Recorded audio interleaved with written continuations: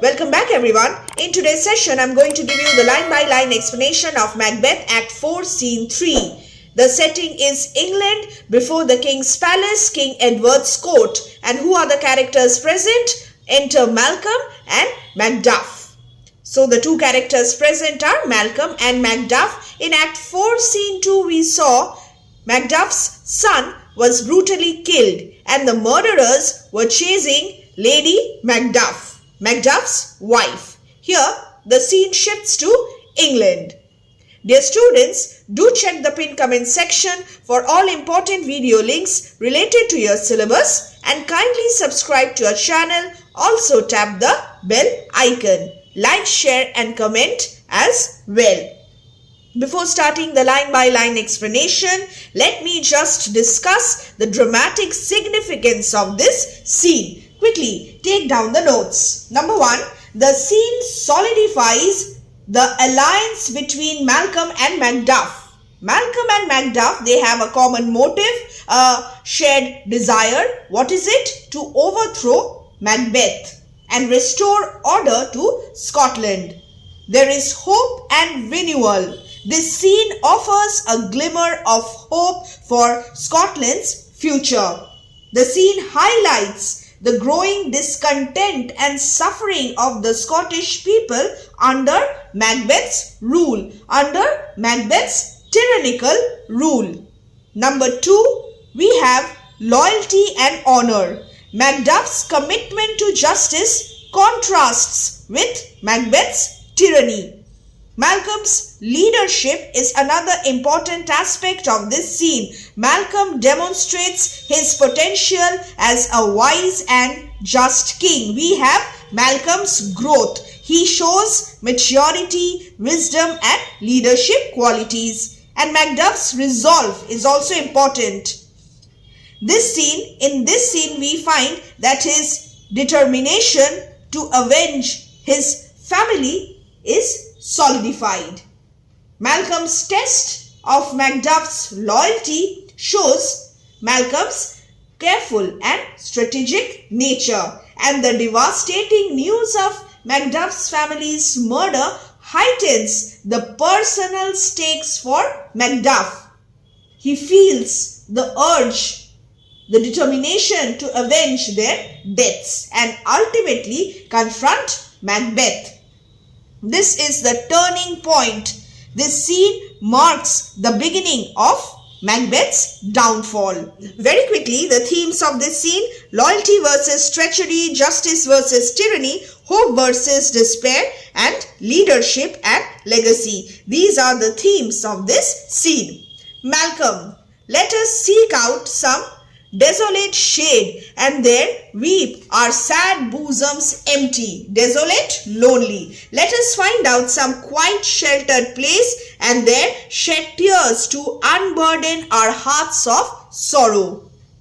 Weep till empty, what is the meaning? Dissolving tears, the sorrow that oppresses our heart. Sorrow burdens the heart and tears empty the heart. Macduff. What is Macduff's opinion? Let us rather hold fast the mortal sword, mortal, deadly, fatal sword, and like good men, like brave soldiers, honest men, bestride our downfall in birthdom. Here, Macduff wants to take up arms with a grim determination to fight to the end. He says, let us stand up in defense of our birthright, which Macbeth has outraged by his tyranny. Number 1. He also urges Malcolm to stand up in defense of their native land so sorely oppressed by Macbeth, the tyrannical Macbeth. Bestride. The meaning of bestride is to stand over with one leg on each side. And birthdom. Birthdom means birthright or the land of our birth. Let us firmly catch hold of our fatal sword and like honest men stand by and defend our birthright. Macbeth has deprived us of our birthright, which has fallen so low. Every morning, each new morning, new widows howl. What is the meaning of howl? Howl means lament their murdered husbands. Here, observe the tragic irony. Little does Macduff know that he is describing in a sense his own calamities, his own family members, his own wife has been killed brutally by Macbeth. New widows howl, new orphans cry, new sorrows strike heaven on the face. Sufferings of the Scottish people. That it resounds as if it felt with Scotland and yelled out like syllable of dolor. What is the meaning of like syllable of dolor? Similar cry of pain. This speech is important. Prepare this scene well. So, every morning, more and more women are turned into widows who bewail their loss, who lament their loss. More and more children are made orphans who lament at their sorrow, the pitiable condition of women and children in Scotland. Every morning, new sorrows shriek to heaven so that it seems to echo the very cry of pain as if it were in sympathy with Scotland in her misery and grief. Scotland is also in pain and grief. Malcolm, what I believe I will wail. I will feel sorrow only what I believe to be true. And I will wail what no believe and what I can redress. Redress, set right. I will believe only what I know and I shall redress what I can whenever I find a suitable or an appropriate opportunity, as I shall find the time to friend right opportunity I will. What you have spoke, what you have said, it may be so perchance. What you have said may after all be true. This tyrant, who is this tyrant? Macbeth, whose sole name blisters our tongues. Very important. This tyrant, whose very name seems to burn our tongue, was once thought to be a noble man. We all thought that he was a noble man, was once thought honest. You have loved him well. You too loved him so much. You were faithful to him. He hath not touched you yet. You have loved him well. He has so far not done any harm to you. This is ironical as well. I am young, but something you may deserve of him through me and wisdom to offer up a weak, poor, innocent lamb to appease an angry God. He has so far not done any harm to you. I am young, and by betraying me to him, you may be able to gain much from him. If you hand me over to Macbeth, he will be pleased with you, and you may gain a lot from him.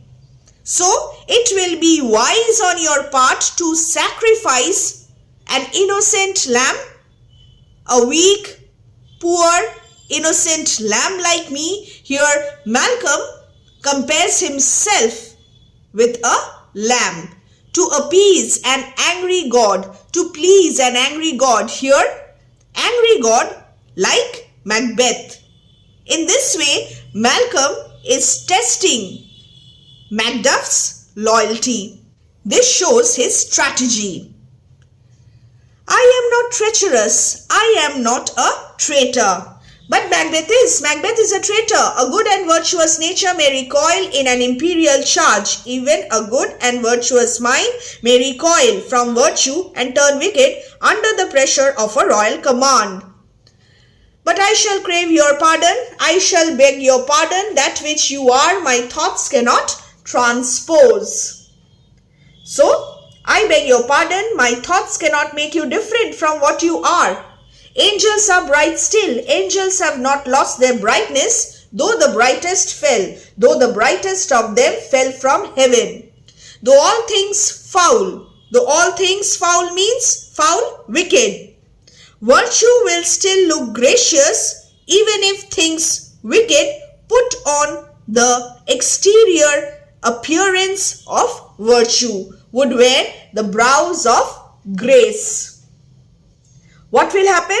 Even though all wicked things want to have the look of grace externally, yet grace must still look so. Grace must still look what it is. Virtue will still look gracious even if things wicked put on the appearance of virtue. This is the meaning. I have lost my hopes. My hopes of what? I have lost my hopes of freeing Scotland from the evil, from the tyrannical clutches of Macbeth. Malcolm, perchance even there where I did find my doubts. Perhaps you have lost your hopes in that very action of yours. What is the action? The action is the abandonment of Macduff's wife and children, which has made me suspect you. How could you leave your son and wife behind? Why did you do that? Perchance means perhaps. Why in that rawness left you wife and child? Again, this is foreshadowing. Macduff does not yet know about their deaths. Those precious motives, those strong knots of love, without leave taking, you just abandoned them, you deserted them. In that unprotected state, in that rawness. If life in Scotland is so unsafe, in that unprotected state you left them. And motives means causes of love and affection, that is wife and children. I pray, let not my jealousies be your dishonors, but mine own safeties. You may be rightly just, whatever I shall think. You have perhaps lost your hopes where I have reason to place my doubts. One's wife and children are the most cherished objects of one's life. But why did you leave your wife and children so quickly, even without the ceremony of leave taking? I would request you not to think of my suspicion as dishonor to yourself, but simply as a measure for my own safety. I want to test your loyalty. You may be quite honest, irrespective of what I think of you. Bleed, bleed, poor country. So, bleed, bleed, poor country, great tyranny. Let my poor country bleed from the great wound it has suffered. And who has dealt the blow? It is Macbeth. Let great tyranny lay its foundations down firmly, because goodness dare not stop it. Lay thou thy bases sure. Let tyranny lay its strong foundation, because goodness dare not check thee, control thee. Wear thou thy wrongs, the title is afeared. What is the meaning of to afear? To assess or reduce to certainty. Continue to enjoy what you have got by wicked deeds, because goodness dare not stop thee. Let tyranny show the signs of its wickedness, because its title to them has been so assured. Afeared, assured. Fare thee well, Lord. I would not be the villain that thou thinkest, for the whole space that's in the tyranny's grasp, and the rich east to boot. So farewell to you. He bids farewell to Malcolm. What will he do? I would not be the villain you think me, for the whole space that lies in this tyrant's grasp, along with the riches of the east thrown in. The whole space, the entire territory. And to boot means in addition to it.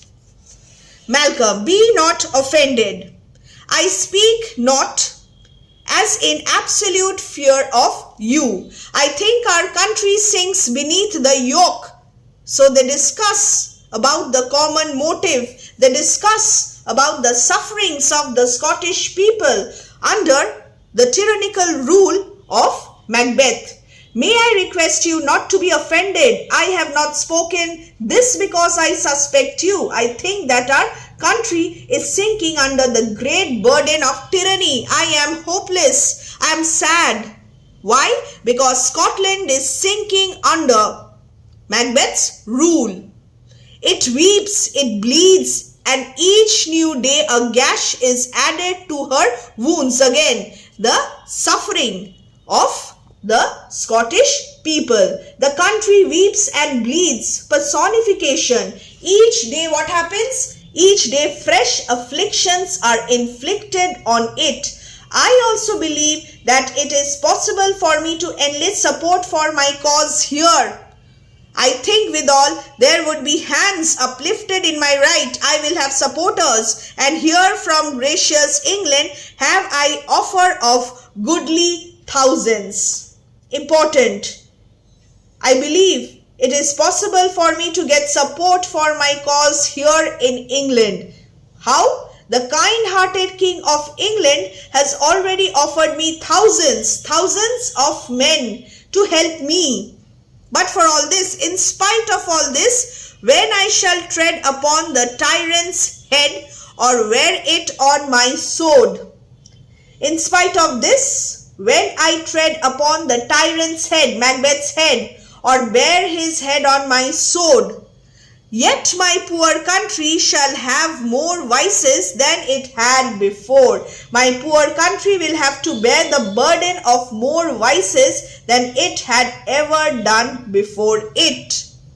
More suffer, it will suffer in more ways and more sundry ways than ever by him that shall succeed. It will suffer in more ways than ever from one who will be succeeding this tyrant. What should be? What should he be? Who will he be? Who will succeed Macbeth? It is myself I mean myself, in whom I know all the particulars of vice so grafted. I know all kinds of vices are so deep rooted in me that when they are revealed and when they shall be opened, Black Macbeth. Why is Macbeth called Black Macbeth? Because Macbeth now has a black heart. Criminality of Macbeth. Moral degeneration of Macbeth. Black color is associated with moral corruption, moral bankruptcy. Black Macbeth will seem as pure as snow.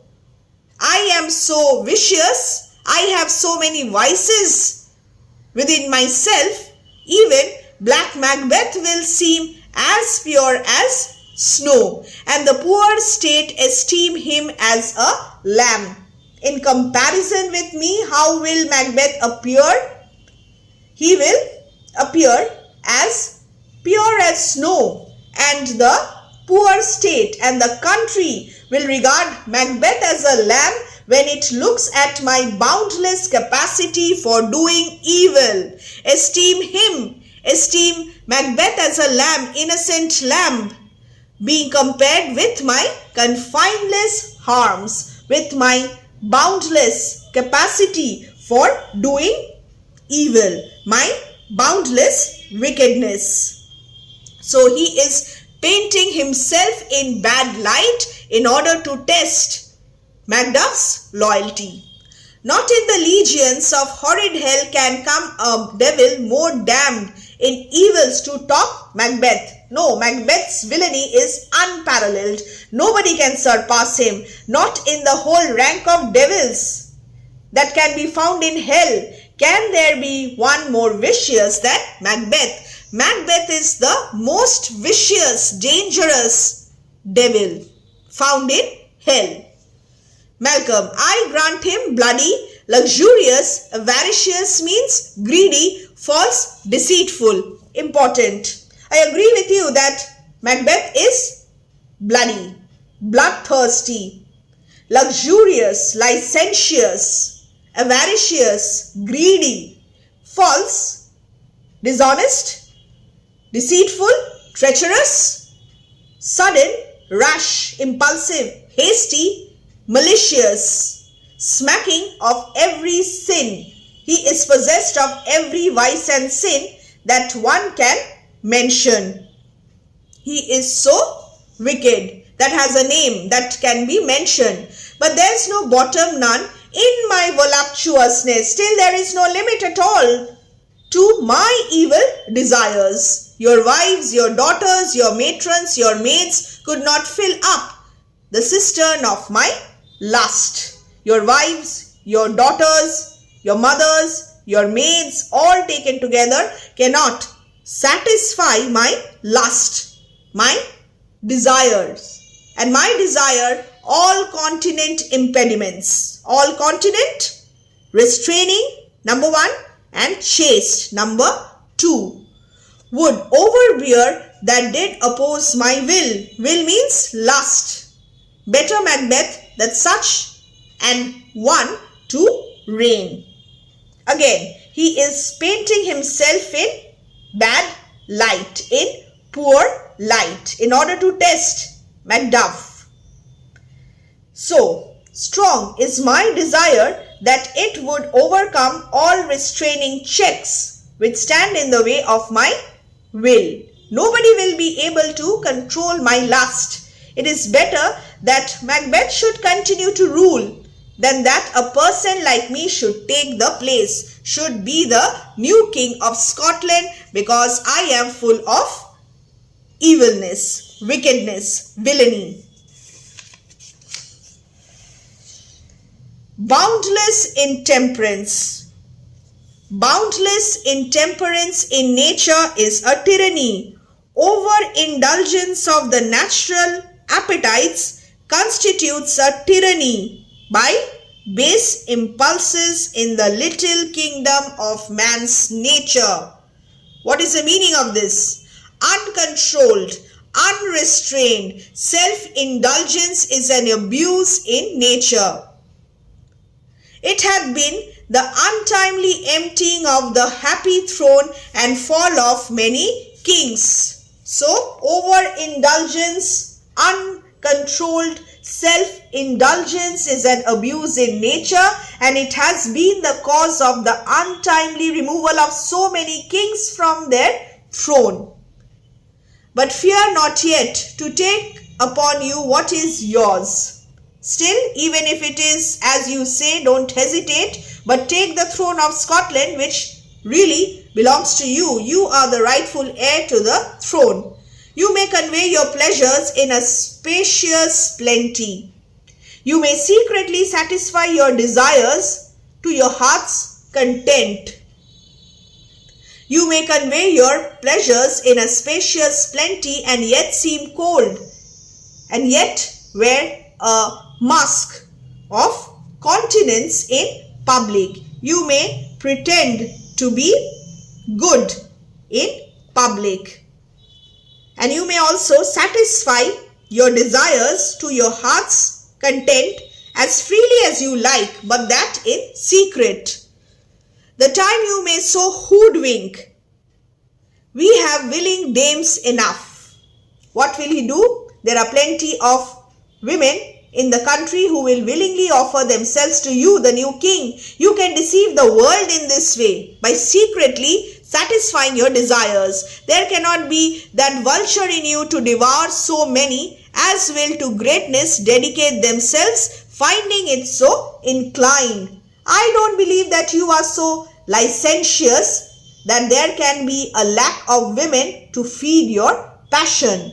Women who will willingly offer themselves to their king, finding him inclined that way. There are many women who will surrender to you, and you can satisfy your desires.